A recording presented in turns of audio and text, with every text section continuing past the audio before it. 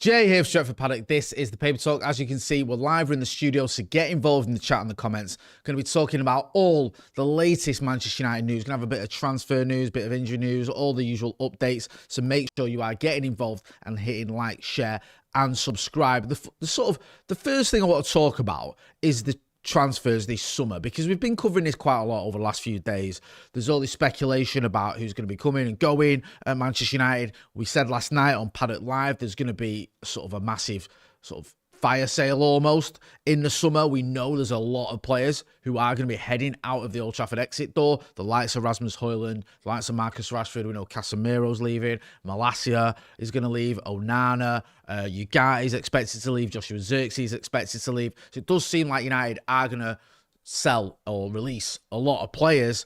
Hopefully, as well, use that money to fund some incomings. We expect this to be a very busy summer for Manchester United. We should have Champions League football next season, but at least European football. There's going to be a lot more games. We haven't really got the squad to cope with that, and we are going to lose players. So you can expect a lot of signings. So we're going to be getting into that because there's a couple of stories doing the rounds that sort of highlight where United are at, players we're looking at signing, how close some of those deals could be, and one deal that's already been sort of agreed and done, which I'll get into. Good to see so many of you in the chat already. Some of the usual suspects and some new ones as well. Notch is in there, Rafa D, Colin Couple-Ditch, Maury Boogie is there as well too. James is there. Make sure you are hitting that like button, please, you lovely lot. Right, so the Mirror has got a story here about the signing of Christian Orozco. This is the youngster who's already been sorted. That deal is done. So it says here, Manchester United have already sorted an initial agreement to sign Christian Orozco, with further arrivals planned for the summer transfer window. United have seen a turnaround in 2026 since Michael Carrick took the reins, securing 7 victories out of 10 and suffering just 1 defeat during his tenure. Impressive results against City, Arsenal, Spurs have bolstered calls for the former club captain to take on the role permanently. However, with no official announcement yet made and summer fast approaching, United have shifted their focus towards future signings. I'm pretty sure they can do both things. They can sort of decide what they're going to do with Michael Carrick, or the managerial future, or the manager's future, sorry. And we can also look at signings. So you can see there, we've signed defensive midfielder Orozco, 17-year-old Colombian. Now, we spoke about this a few months ago when this was first muted. We get it. United are doing a lot of this, getting these younger players in. You know, Diego Leon came in last summer. Second Kone came in a little while ago. These are players that aren't necessarily ready straight away, but ones for the future. There was a big sort of kickoff, wasn't there, a few years back, on whether we should have gone early on Moises Caicedo. Apparently, Ole Gunnar Solskjaer wanted him. There was some shenanigans in terms of third-party ownership, which I think Karl Anka said did put the club off because it was a lot to unpick. And it's like, can you be bothered doing this third-party ownership? And there's a little bit of, you know, drama there. He goes to Brighton, he smashes it, and then he becomes a £100 million midfielder. United now seemingly, I mean, say now, we've done this in the past, but it does seem there's a lot more focus on it. Getting these younger players, especially from South America, which is a bit of an untapped region for us, getting them in early, maybe sending them out on loan, but obviously then you still own them. You can still use them if they develop the way you want them to, rather than waiting until they've gone to a Brighton or, you know, another Premier League club, whoever that may be, Bournemouth or whatever, and then signing them for big money. Let me know what you think about this sort of approach. However, the other side to that story isn't just the signing of Christian Orozco, which we kind of all knew. It's the fact that United are going to make other signings as well and are expected to do big business in this window. So we expect it to be a big summer, a busy summer. The usual suspects there. I know we hear this sort of every day, don't we? Let's be honest. We're talking about the same players week in, week out, day in, day out on this channel and everywhere else when you see sort of people talking about United, because these are the players we're expected to be going for. Elliot Anderson is obviously a player that a lot of clubs are in for. We're here at Manchester City are in for him. United also interested in him. Everyone's sort of, not everyone, but a lot of people think he's going to go to City, but we don't know. We're also being linked with, you see there, Sandro Tonali and Bruno Guimaraes. I don't think the Guimaraes one has got much legs, if I'm being brutally honest, but I could see Sandro Tonali coming to Manchester United. We'll have to wait and see. It does say there, though, that his contract, I think, is till 2029. So that could put a spanner in the works. I think of the two, if you look at those two, Tonali's more likely than Guimaraes. It doesn't mean he's definitely going to happen, of course. We'll have to wait and see. Miles Lewis-Skelly is another one that the Mirror's flagging up there. We've spoken about him. At first, I completely dismissed this. I just thought, can't see it. Can't see Arsenal selling a 19-year-old who's come through the academy and done very well. But the fact they've got, that you can see there, Hincapié and Calafiore, maybe they do look at it and go, we don't necessarily need him. It just seems a bit strange to me to let a 19-year-old go. I think we're too quick to say, oh, he's not at this level yet. I mean, he's 19. Most 19-year-olds ain't playing, or most 19-year-old players, I should say, ain't playing in the Premier League yet. So, especially in defence. So we'll see what happens with a lot of these transfers.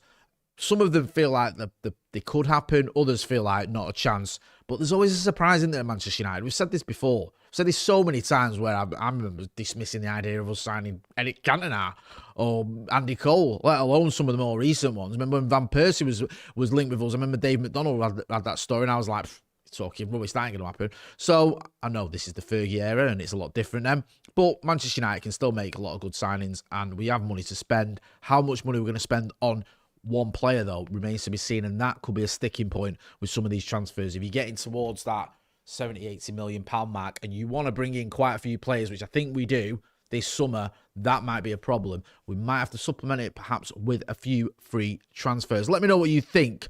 Get involved in the chat and the comments. Andrew says Stephen Howson is signing Anderson for the Paddock.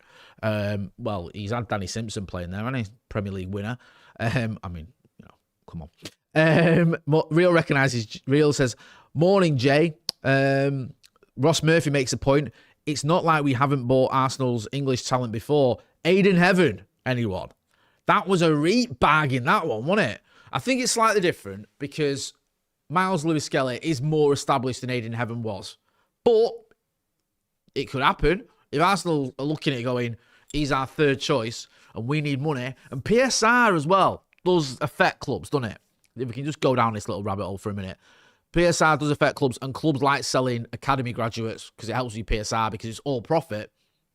So with that, in that respect, maybe there's something in this. I'm still skeptical though. Let me know what you think.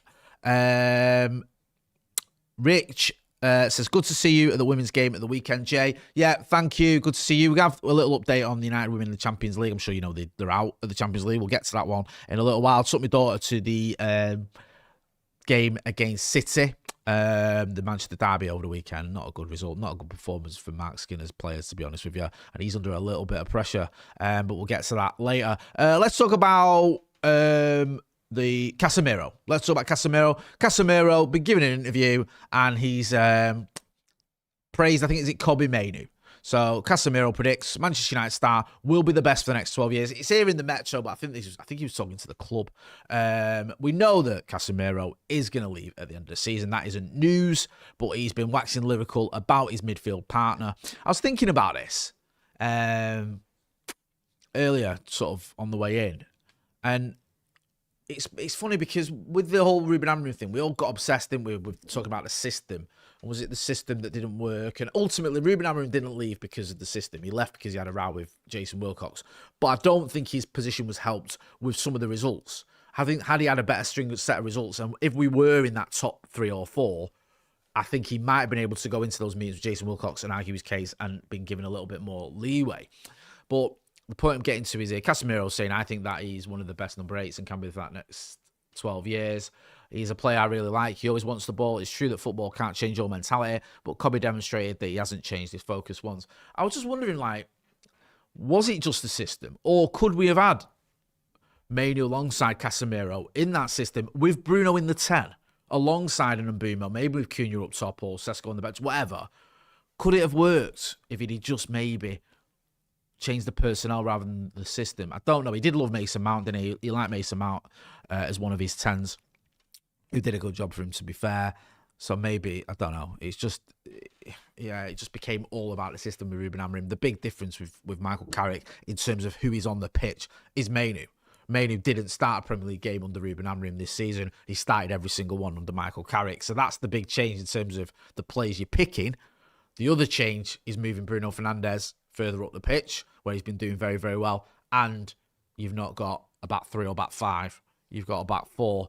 We'll wait and see just what happens at the end of the season. Hopefully we get Champions League football. And hopefully Kobbie Mainoo is here for the next 12 years moving forward from that. Because you know my thoughts on Kobbie Mainoo. And if you don't, I absolutely adore him. And I hope he goes to the World Cup with England because I think he should, especially over the likes of Jordan Henderson. Can't wait for the Casemiro interim coach run in 2030, says Lewis Roper Cook. Yeah, can you imagine? Hasn't Casemiro already signed for some US team? I mean, he's going, isn't he? So I don't think there's any news there. It's just the interview he's given where he's spoken about Kobbie Mainoo. Some people using that as a stick, the interview as a stick to beat Ruben Amorim with. Look, we know every time Kobbie Mainoo gets praised, some people go, oh, Amorim. We've done all that. We get all that. But I just hope that Kobbie Mainoo has a very bright future. And it's interesting you're talking about him being an 8. I think a lot of people could agree with that. We'll have to wait and see who comes in the summer and how that midfield looks because we're going to be buying midfielders. We know that. We ain't going to have Casemiro. So how is Mainoo going to fit into the new midfield and who is going to be in that? Is it going to be Elliot Anderson? I hope so. Or Sandro Tonali. Or maybe Adam Wharton is another one we've been linked with. Or Carlos Baleba. The usual suspects. You know the dance. Let's talk about Marcus Rashford. So this is in the Metro again, and it's Manchester United reject Barcelona offer for Marcus Rashford as £26 million transfer clause expires. This infuriates me, I ain't gonna lie to you. This shenanigans over Marcus Rashford. Like, we shouldn't be having a drama selling Marcus Rashford. I know he's on big money. I know that is a sticking point because his contracts and his wages are ridiculous. But he's still a 28-year-old who scored a lot of goals at the highest level, a lot of great goals at the highest level as well, and has done very well at Barcelona, and we're quibbling over this money, or they're quibbling over this money. We should be getting a minimum of 30 million quid, not euros, for Marcus Rashford. It should be more than that, to be honest with you. Like, he's one of the top players in the La Liga, and in Europe, he is. People are like, oh, he's not, Jay. You living in the past. He just, look at his number. I mean, all right, 10 goals and 13 assists so far isn't ridiculous, but 23 goal involvements isn't anything to dismiss, is it? It's pretty good. And we know what he's done in the past. I know he's had some bad seasons, but he's had a lot of good ones too. I think he's well worth a punt at 26.1 million quid. What are we doing? Here's one for you. This is a good question. Mini7 Cure says, Leacher in DM next season. We've had this argument, discussion, debate about Lisandro Martinez playing in the 6 since he arrived almost. The issue you've got with Martinez, for me at the minute, well, there's 2 issues. One, he's very good at centre-back. He is. So you're taking him away from there. You might go, well, he might be better at DM or mini, but you're taking someone who is mint at centre-back and moving them, and that is a risk. And also, I hate saying this, but we have to be honest, don't we? His injuries. It's not great, is it? With the injuries with Lisandro Martinez. And it just deflates me every time he gets an injury because he's missed a big chunk of his Manchester United career. In an ideal world, if him and De Ligt were fit all the time, we'd be flying. And that's no disrespect to Maguire. I like Maguire, but you could have Maguire as, you know, a rotation option. You've got Heaven, you've got Euro. Yeah, that looks really good. But at the minute, you've got arguably your 2 starting centre-backs, both injured, quite a lot. And that's a concern going into next season. You can't just ignore that. What's this about Cresswell? Manchester United get significant green light to sign 6'2" former Leeds monster. As asking price becomes clear. Is 6'2", does that make you a monster nowadays? Joe Smith's about 6'4", isn't he? I won't call him a monster. Go on, what's this stuff? Man United have emerged as the front runners in this race to sign highly rated young defender Charlie Cresswell from Toulouse this summer, with sources close to the situation telling us the 23-year-old Englishman would be very keen on a move to Old Trafford. The former Leeds United Academy product has impressed in Ligue 1 since joining the French club in 2024 for a modest €5 million or $6 million or £4 million if you want the full. We're going to have it in yen. Fee, establishing himself as one of the best young centre-halves on the continent. Standing at 6'2", Cresswell, branded a monster, has become a regular starter for Toulouse, showcasing strong aerial ability, composure on the ball, and leadership qualities that have caught the eye of several Premier League clubs. Look, I don't hate this story. I don't know a lot about Cresswell at all, but there could be something in it. I don't know. We'll have to wait and see. I haven't seen anything of him at Toulouse. If the fee isn't big, I can imagine United being interested in someone like that. A player like that who you can bring in for a relatively decent amount of money with not ridiculous fee, who has, got experience of being, he's English and has done well. Yeah, we'll have to wait and see. It just feels like one of many on a list, doesn't it? I don't think there's much in it, but you can imagine Cresswell being on a list of centre-halves Manchester United are looking at. Let me know what you think. Jay, you won't get a better play breaker than Leachus has ghosted LDN. I don't think you will. I love Lisandro Martinez. I just have concerns about the fact he doesn't play every week. That's my only worry with Lisandro Martinez. Not when he does play. I think he's mint. I just feel that at the minute the problem you've got is he misses a lot of games, and that's sort of been a theme, hasn't it, since he's arrived at Manchester United. John Carberry says it might not be his size, it might be his ability they're commenting on. Yeah, they might be calling him a monster because of the way he plays rather than the fact he's 6'2". Let's talk about the tour. Different this season. So you got the Athletic saying Manchester United to play pre-season friendlies in Finland, Sweden, Norway, Ireland and Poland. We had this last night on Paddock Live, but it's worth talking about again. So yeah, Manchester United will play pre-season friendlies in Finland, Sweden, Norway, the Republic of Ireland and Poland this July and August. Yeah, you can get rid of that. So we'll be covering all those games. I think we're going to be over there for all those games. We're probably going to be doing, I think the club are going to do something similar where they're going to commute to those places. They're not going to go to Scandinavia and spend 3 weeks there. I think they're going to go back and forth from England. So, yeah, we'll have to wait and see just who's going to be on that tour because we don't know yet, do we? Could there be a few cheeky signings? I think last tour we had Cunha and Mbumo, didn't we? Who were on the tour. I don't know why I'm asking. I was there. But Sesko wasn't. He wasn't signed in time. He wasn't ready when he was signed. So he didn't play on the tour. But the other two did. And hopefully we'll have some new signings to make their debuts on tour. So it's good as well, isn't it? To get them playing for United before the season starts. And also gives an opportunity for fans from overseas to see them in the flesh too. Let's talk about United women for a wrap up. Out of the Champions League. At the quarterfinal stage to Bayern Munich, losing 5-3 on aggregate. Yeah, I remember the days when we used to get knocked out of the Champions League by Bayern Munich. Mark Skinner under a bit of pressure. I feel like people feel this team isn't kicking on. I heard him on the radio this morning saying he needs a bigger squad to do what he wants to do. And if you're going to be in the Champions League, you need more players available than what he's got. We'll see. We'll see what happens with all that, but it's not good to see Manchester United women getting knocked out of the Champions League. Quarter-final, I mean, nothing to be ashamed of. I watched them early on the season when they beat PSG at Old Trafford, but yeah, not really worked out the way they wanted to. Going to be back later on today with Off the Bar. It's going to be me, Stephen Howson, and Joseph Smith. So make sure if you're not doing, you are hitting like, share, and subscribe. Go and check out the merchandise as well. There's a link. In fact, you know what? I'll put a little link in the chat to that one. Big thank you to everyone as well who's been getting involved in all the chats and the comments and supporting the channel. It's been a bit of a slog at it at the minute with no games, but we've got the Leeds game in, what is it, 10, 11 days time? When is the Leeds game, actually? Is it the 13th or the 12th? I keep getting it. The 13th. Let's have a look. I mean, you know. Yeah, I think you're right, isn't it?